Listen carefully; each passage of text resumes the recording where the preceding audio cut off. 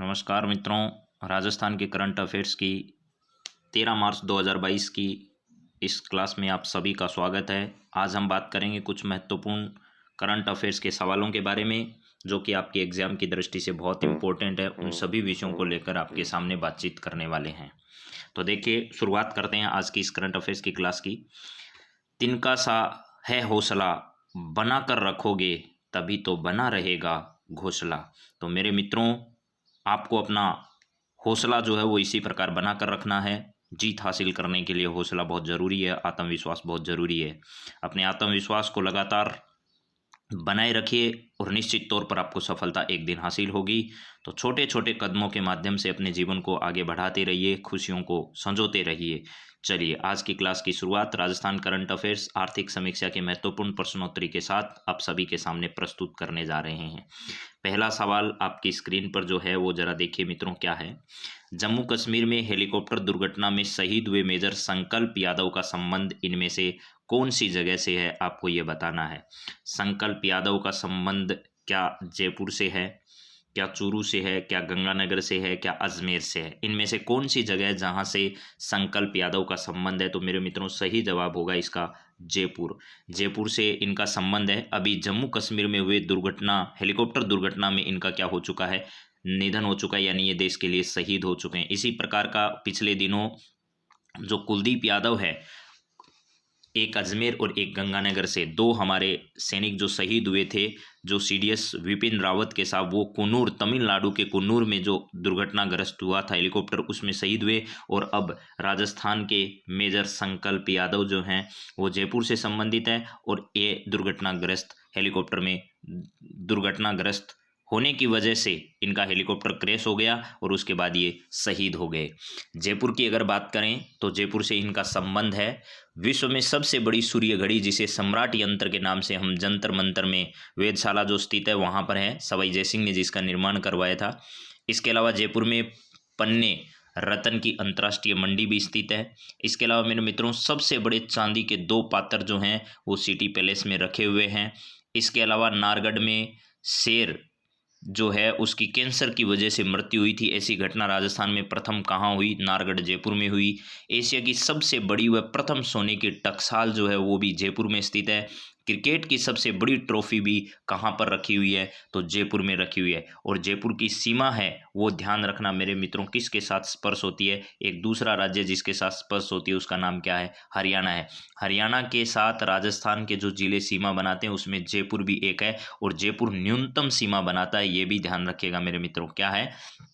जयपुर यहाँ पर इसके साथ न्यूनतम सीमा बनाता है, हरियाणा के साथ सीमा न्यूनतम सीमा हरियाणा के साथ बनाता है। कौन? वो आपका जयपुर है। जयपुर राज्य की राजधानी भी है। इसके साथ साथ यहाँ पर मैंने चूरू, गंगानगर और अजमेर भी लिखे हैं, तो बाकी सब पर हमारी चर्चा होती रहेगी। जयपुर के बारे में ये सभी फैक्ट जो हैं वो आपकी परीक्षा की दृष्टि से महत्वपूर्ण है। अब चलिए अगले सवाल की ओर बढ़ते हैं। अगला सवाल हमारा क्या है जरा देखें, उससे पहले इसके बारे में और भी जानकारी। ये देखिए, मेजर संकल्प यादव हैं जिनका संबंध कहाँ से है, तो मैंने ये आपको बता दिया कि इनका संबंध जो है वो जयपुर से है। यानी जयपुर जो है यहाँ पर इनका घर है। चलिए, इसके बाद और बात करें तो ये देख लीजिएगा, आपके सामने हेलीकॉप्टर क्रैश हुआ और ये संकल्प यादव भारत माता की रक्षा करते हुए राजस्थान के बहादुर बेटे मेजर संकल्प यादव जो कि 29 वर्ष के थे, प्राण न्यौछावर कर दिए। मेजर यादव जयपुर के रहने वाले थे। ये शुक्रवार दोपहर को उत्तरी कश्मीर के बांदीपुरा जिले में बीमार सैनिकों को दिखाने के लिए ले जा रहे थे। तो उसी समय इनका जो हेलीकॉप्टर है वो क्रैश हो गया और इसमें इनका निधन हो गया, यानी देश के लिए शहीद हो गए। जीवन पुष्प चढ़ा चरणों में, मांगे मातृभूमि से यह वर, तेरा वैभव अमर रहे माँ, हम दिन चार रहे ना रहे। ऐसे वीर बहादुर सैनिक हमारे देश के जो इसी प्रकार इस मातृभूमि की रक्षा के लिए अपने प्राणों की आहुति दे देते हैं, उनमें से एक संकल्प यादव। दूसरी बात हम लोग करने जा रहे हैं मित्रों, वो बात किससे संबंधित है जरा देखिएगा। अगला सवाल क्या है। देश के ही पहले चीफ ऑफ डिफेंस, सीडीएस जिनको अपन कहते हैं, chief of defence staff general Vipin Rawat की पहली प्रतिमा राजस्थान में कहाँ स्थापित की जा रही है आपको ये बताना है। यानी देश भर में ऐसा कहा जा रहा है कि देश भर की विपिन रावत की पहली प्रतिमा होगी जो राजस्थान में स्थापित की जा रही है, पूरे देश भर की कहा जा सकता है इसे। तो राजस्थान में इसको कहाँ पर स्थापित किया जा रहा है उस जगह का नाम हमें बताना है। पहली प्रतिमा है देश की, कहाँ पर? झालावाड़ में, झुंझुनू में, सीकर में, अजमेर में। तो मेरे मित्रों इसका सही जवाब जो है वो क्या है? झालावाड़ है। राजस्थान के झालावाड़ में इस प्रकार का पहला मामला है जहाँ पर इसकी क्या की जा रही है? स्थापना की जा रही है। तो झालावाड़ राजस्थान में जो है वो पहली प्रतिमा किसकी? हमारे पहले सीडीएस जो हैं विपिन रावत साहब की पहली प्रतिमा जो है वो स्थापित की जा रही है, सीडीएस विपिन रावत साहब की।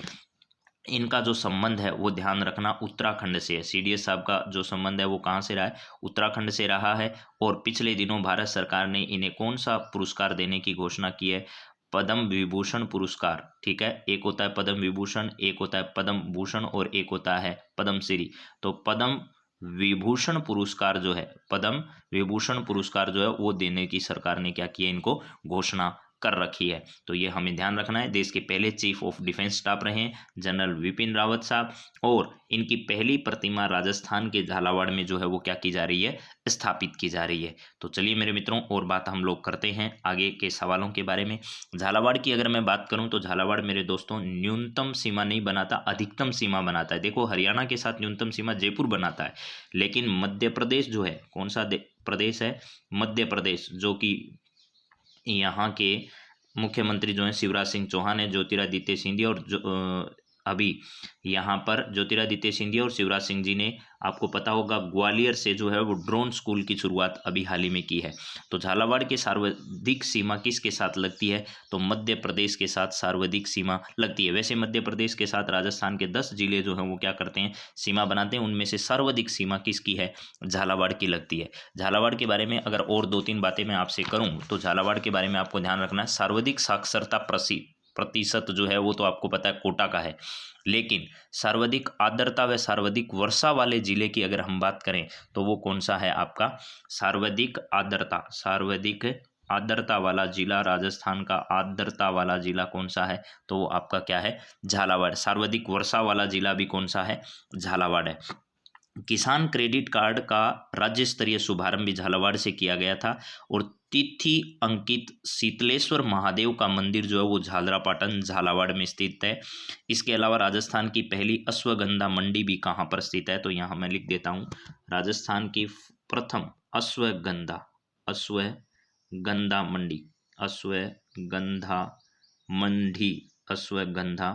मंडी जो है वो भी कहाँ पर स्थित है? अश्वगंधा मंडी भी यहाँ पर स्थित है। फर्स्ट है ये राजस्थान की फर्स्ट अश्वगंधा मंडी यहाँ पर स्थित है। प्लस इसके साथ साथ तिथि अंकित पहला मंदिर जो है वो शीतलेश्वर महादेव का मंदिर भी झालावाड़ में स्थित है। शीतलेश्वर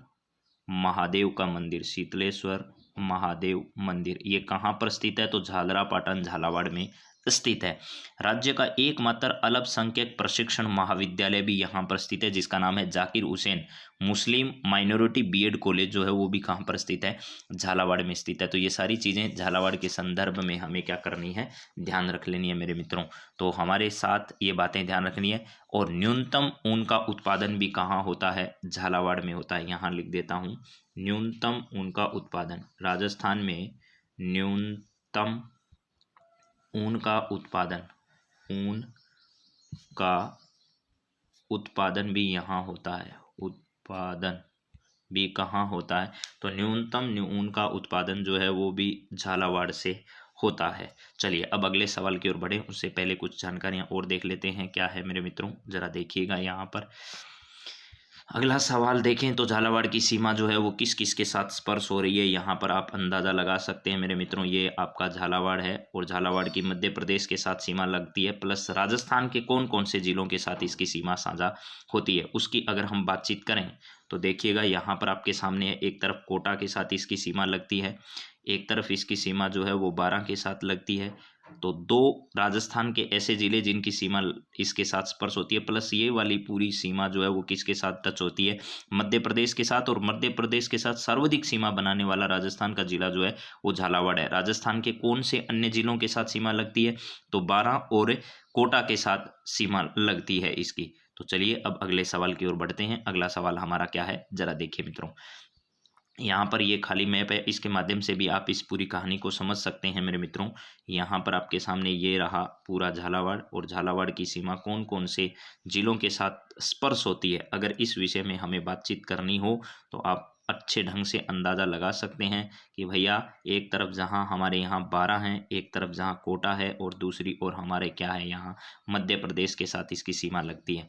तो अंतर्राज्यीय सीमा और राजस्थान के जिलों के साथ सीमा किसके साथ लगती है, ये बहुत इंपॉर्टेंट सवाल है। काली सिंध और परवन जैसी नदियां जो है वो यहाँ की प्रमुख नदियां हैं, और सर्वाधिक आर्द्रता यहाँ पर है, सर्वाधिक वर्षा वाला जिला है, न्यूनतम ऊन का उत्पादन यहाँ पर होता है। प्लस इसके साथ साथ मेरे दोस्तों एक बात भी हमें ध्यान रखना है कि झालावाड़ जो है वो आपका हाड़ौती जो प्रदेश है उस हाड़ौती वाले क्षेत्र में आती है।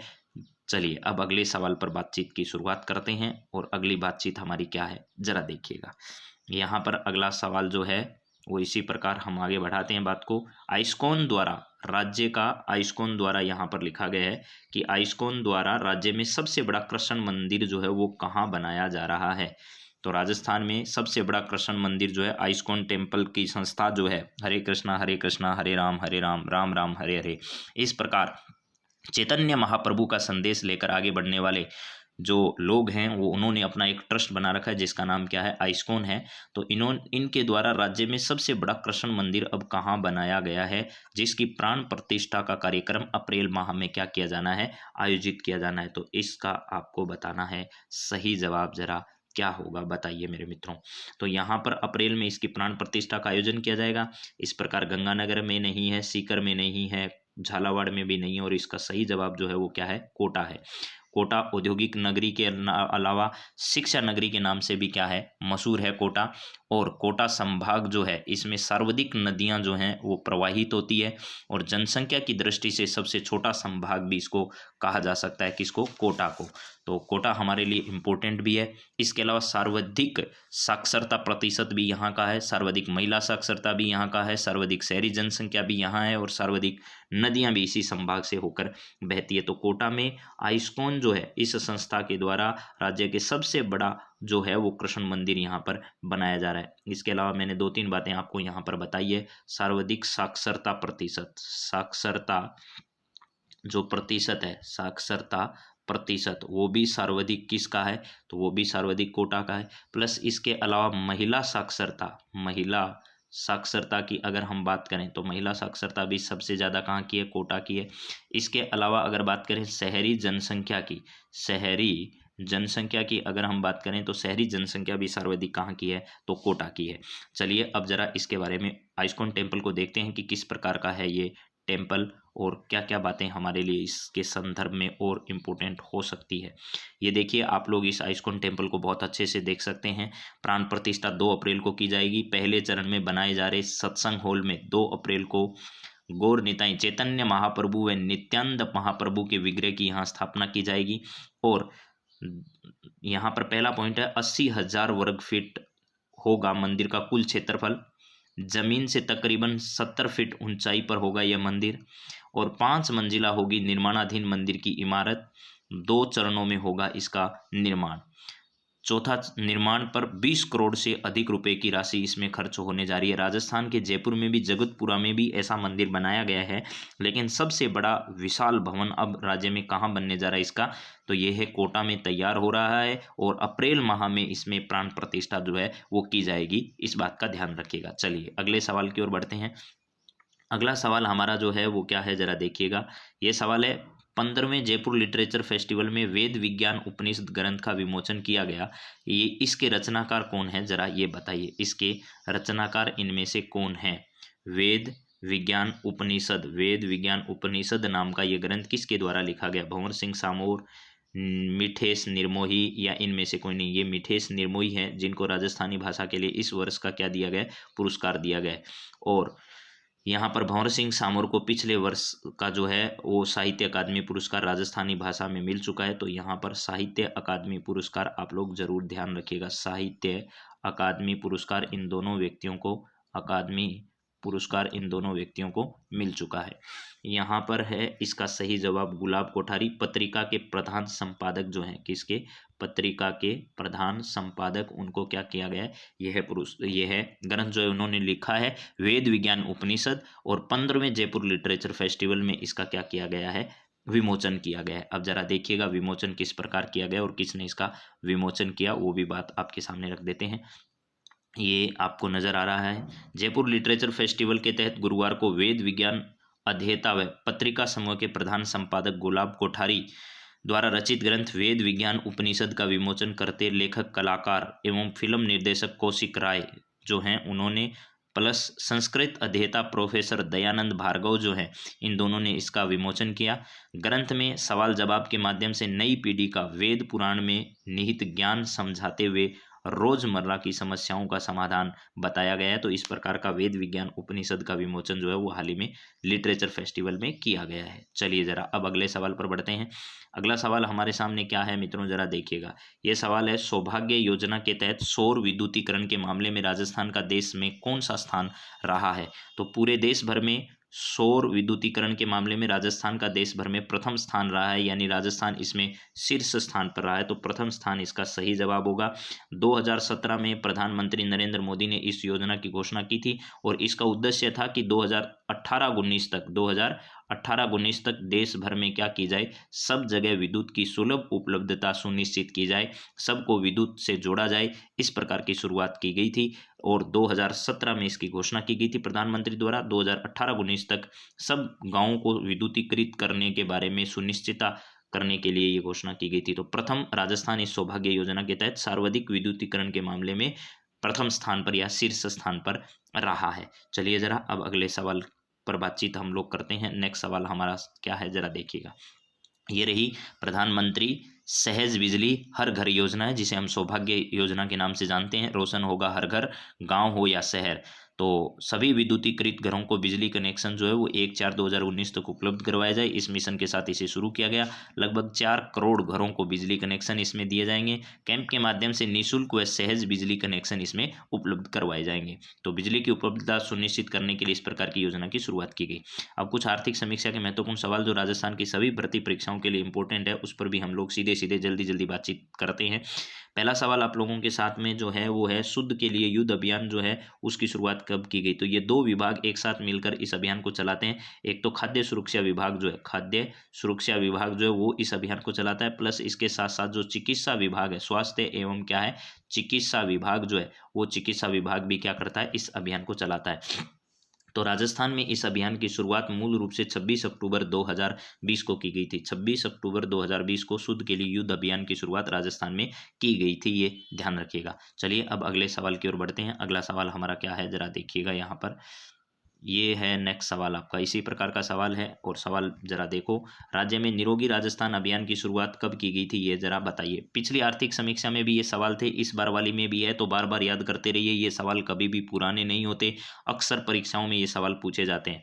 तो सवाल क्या है, निरोगी राजस्थान अभियान की शुरुआत राजस्थान में कब की गई। राजस्थान में प्रत्येक नागरिक निरोगी रहे, इसके लिए राजस्थान के मुख्यमंत्री द्वारा इस अभियान की शुरुआत की गई थी और वो 17 दिसंबर 2019 से की गई। 17 दिसंबर 2019 से की गई थी। 17 दिसंबर 2018 को सरकार बनी थी, सरकार ने 1 वर्ष पूरा किया। इस उपलक्ष्य में विभिन्न प्रकार की योजनाओं को संचालित किया गया था, जिसमें निरोगी राजस्थान अभियान उसमें से मुख्य था। तो 17 दिसंबर 2019 को, और निरोगी राजस्थान अभियान के तहत ही एक निरोगी राजस्थान मैराथन दौड़ का भी आयोजन कहाँ पर किया गया था, जयपुर में किया गया था। इस उपलक्ष्य पर जयपुर में निरोगी राजस्थान के नाम से एक मैराथन दौड़ का भी आयोजन किया गया था। तो 17 दिसंबर 2019 को निरोगी राजस्थान अभियान की शुरुआत की गई थी। चलिए अगला सवाल जरा देखिए मित्रों क्या है। नेक्स्ट सवाल हमारे सामने जो है वो ये है कि मुख्यमंत्री निःशुल्क दवा योजना, अब मत सोचिएगा ये पुरानी योजना है, अक्सर परीक्षाओं में आ रही है, तो आपको ध्यान रखना है। निःशुल्क दवा योजना की शुरुआत जो है वो राज्य में कब की गई थी, ये आपको बताना है। तो आपको पता होगा, इससे पहले जब मुख्यमंत्री थे राजस्थान के अशोक गहलोत जी, उन्होंने इस योजना की क्या की थी, शुरुआत की थी। तो अशोक गहलोत जो राजस्थान के पूर्व में उस समय मुख्यमंत्री थे, वर्तमान में तो हैं ही, उस समय उन्होंने इस योजना की शुरुआत की थी 2 अक्टूबर 2011 से। 2 अक्टूबर 2011 से इस प्रकार की योजना की शुरुआत की थी और लगातार इसमें मिलने वाली दवाओं की संख्या जो है उसमें लगातार क्या की जा रही है, वृद्धि सरकार कर रही है समय समय पर। 2 अक्टूबर 2011 को अभी म्यूक्रोमाइकोसिस जैसी दवाएं भी इस निःशुल्क दवा योजना के तहत सरकार जो है वो उपलब्ध करवा रही है। प्लस चिरंजीवी योजना के तहत अलग अलग जो पैकेज हैं वो भी उपलब्ध सरकार के द्वारा करवाए जा रहे हैं। तो 2 अक्टूबर 2011 ध्यान रखिएगा। चलिए अगला सवाल हम देखते हैं क्या है हमारे सामने। नेक्स्ट सवाल, 9वां सवाल जो है वो इसी से संबंधित है। निःशुल्क जांच योजना की शुरुआत राजस्थान में कब की गई? ये सवाल कभी पुराने नहीं होते, हमेशा चर्चा में रहते हैं, इस वजह से ध्यान रखना है हम सबको। तो निःशुल्क जांच योजना की शुरुआत कब की गई थी? 7 अप्रैल 2013, 2 अक्टूबर 2011, 1 जुलाई 2014, 7 अप्रैल 2015। तो 7 अप्रैल 2013 को राजस्थान में निःशुल्क जांच योजना की शुरुआत की गई। सरकारी जो अस्पताल हैं, राजकीय अस्पतालों में आज भी जो अधिकांश जांचें हैं वो सरकार के द्वारा क्या की जा रही है, निःशुल्क की जा रही है। इसके अलावा अल्ट्रासाउंड और ये सोनोग्राफी जैसी जांचें जो है वो भी इसके तहत जो है वो निःशुल्क की जा रही है। 7 अप्रैल 2013 को, ये भी किसके समय, अशोक गहलोत जी के समय ही ये योजना क्या की गई थी, शुरू की गई थी। निःशुल्क दवा योजना और जांच योजना बहुत बेहतरीन योजना है, गरीब परिवारों के लिए ये एक वरदान साबित हो रही है। चिरंजीवी योजना में भी ऐसा है, चिरंजीवी योजना भी गरीब परिवारों के लिए बहुत बड़ा वरदान साबित हो रही है मेरे मित्रों। चलिए अगले सवाल पर बात करते हैं। अगला सवाल हमारा क्या है जरा देखिए। आज का अंतिम सवाल है जिस पर हम लोग बातचीत कर रहे हैं। 70 2019-20 से राज्य में Mahatma Gandhi English medium school जो हैं वो क्या किए जा रहे हैं, संचालित किए जा रहे हैं। 70 2019-20 से राज्य में Mahatma Gandhi English medium school संचालित हैं। इनकी कुल संख्या राजस्थान में कितनी है यह है आपको बतानी है। इंग्लिश मीडियम स्कूल, इसके अलावा स्वामी विवेकानंद स्कूल जो है वो भी इंग्लिश मीडियम में संचालित हैं, लेकिन वो पूर्ववर्ती सरकार द्वारा Swami Vivekananda English medium school, Vivekananda English medium school जो है वो भी संचालित हैं राजस्थान में। तो 531, 521, 551, 661। तो Mahatma Gandhi English medium school जो है वो राजस्थान में 551 जो है आर्थिक समीक्षा के अनुसार संचालित हैं। 19-20 के 70 में इस योजना को शुरू किया गया था। 2019-20 जो है उस 70 में शुरू किया गया था और वर्तमान में अब तक लगभग 551 इस प्रकार के स्कूल जो हैं वो सरकार के द्वारा क्या कर दिए गए हैं, खोल दिए गए हैं। तो मेरे मित्रों, आप सभी को राजस्थान के 10 महत्वपूर्ण सवालों पर मैंने बातचीत की। अब बाकी बातें करेंगे अगले नेक्स्ट वीडियो में। तो आप सभी का बहुत बहुत धन्यवाद। जय हिंद, जय भारत।